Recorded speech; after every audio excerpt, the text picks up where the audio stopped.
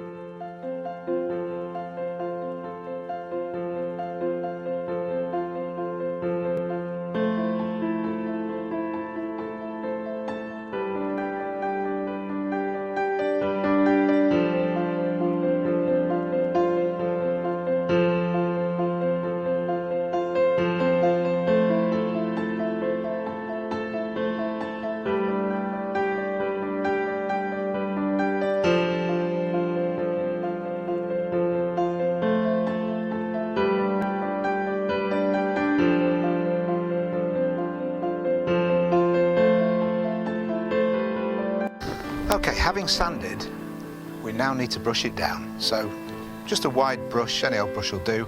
Just brush all the dust and debris from it.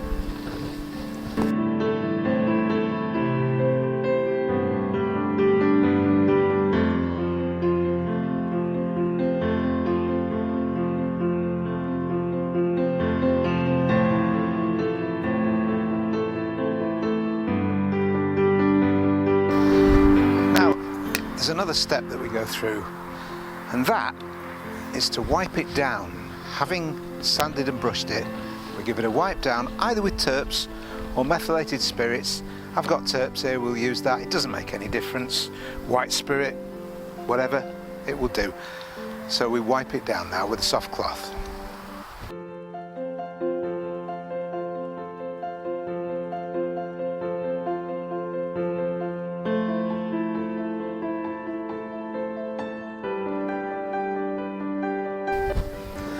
And now we're just about ready to mix some paint.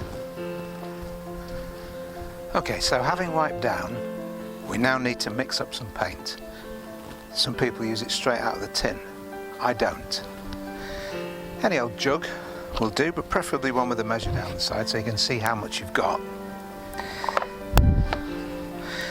Now this is a trade high gloss, good quality oil paint. You don't want a water paste because you can't thin it down. Now we give it a good stir.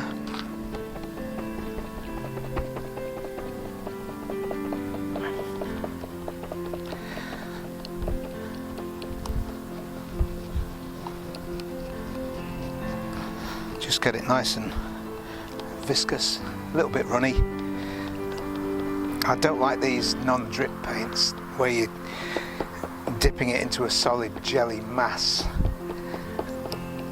But it's just my personal choice. Some people like it, I don't. Now, having stirred it, that's about what you want. We'll pour some in this jug. Not too much. We're only doing a couple of barge boards. There's probably more there than I'll need, but I will use it. Then wipe the tin down. Be sure to get into the groove.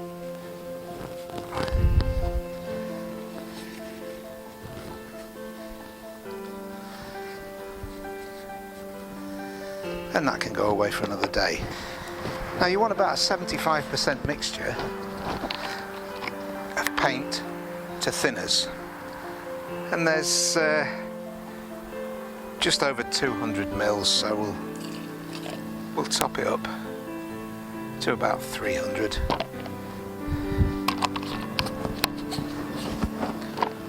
It's not a precise art. And mix this up.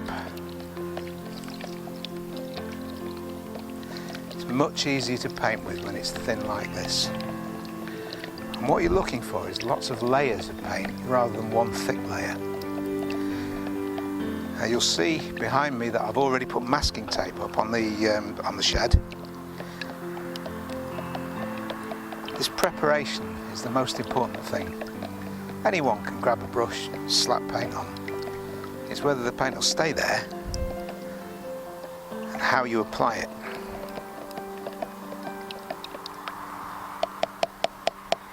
There, that'll do. Now it won't matter whether I wipe the brush on the edge of the jug, because that's going to get a good wash afterwards. I'm not ruining the tin of paint. I've got more than enough paint here.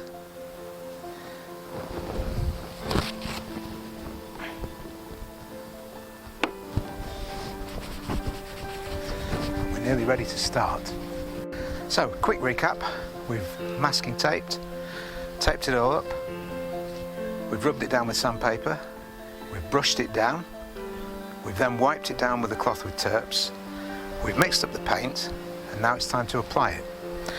I'm using a Hamilton 1.5 inch. This is a synthetic brush. Some people say bristle for oil and synthetic for water-based. I haven't really found that it's made that much difference. So this is what I'm going to use. It's quite a new brush, so we'll just see how it works. Now the thing about this is you do not want too much paint on your brush. It goes a long way. You can see just how easy it is to put it on.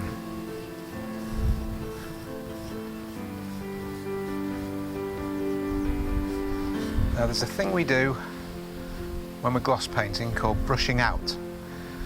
And you put the paint on in one direction, and then you go at 45 degrees to it. And you can do that as many times as you want while the paint is still wet. But eventually, draw the paint down in the direction you want any brush strokes, such as there are, to be seen. And these brush strokes will disappear anyway.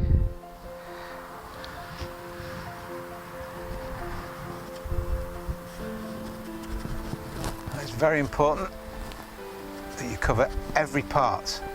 The reason we paint is to protect the wood, really. It makes it look beautiful, yeah, but the reason we do it is to protect it from the weather.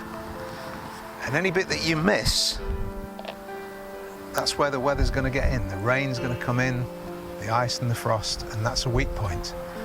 And the whole point of painting something like this, doing it as thoroughly and as carefully as we're doing it, is that you don't want to have to be doing it again and again and again. Taking it to pieces, sanding it down. If you do it properly in the first place, none of that should be necessary. Now that you might have the odd drip or the odd splash, but don't worry about that for the time being. If you do, you can soon fix it. You've got a damp cotton cloth there with terps on it. And this is drying nice and quickly because we've thinned it down as much as we have. And this initial coat of gloss, don't worry if you make any mistakes, because if you do it as I do it, you'll be sanding it down again. Once it's dry, give it 24 hours, rub it down again, and do it again and again and again. You can do as many coats as you want. Often it's an idea to mix up a quantity of paint and then decide you're not going to stop until you've used all of it. Now You see me brushing out, and then the long, I was going to say horizontal strokes, but they're not, are they?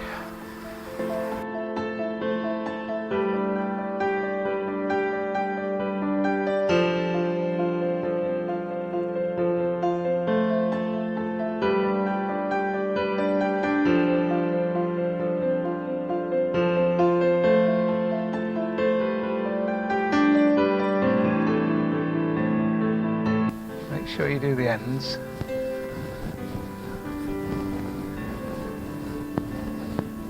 Very carefully. These barge boards I've made out of 3 pieces of wood on each side. Just 5x1 PSE cut to shape. Because I've found in the past when there's just one there, it rots very quickly and the paint comes off, it flexes. The more wood you use, the sturdier the structure.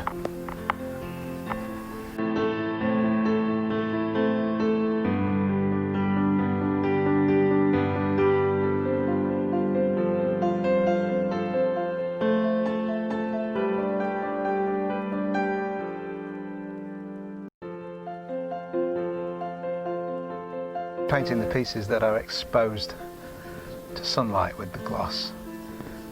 The rest of it, where there's one piece of wood up against another, that's already had 2 coats of primer, 3 coats of undercoat. That'll be protected, that's good enough.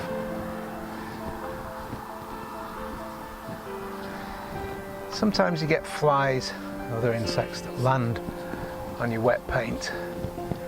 Don't try and brush them in, don't try and brush them off.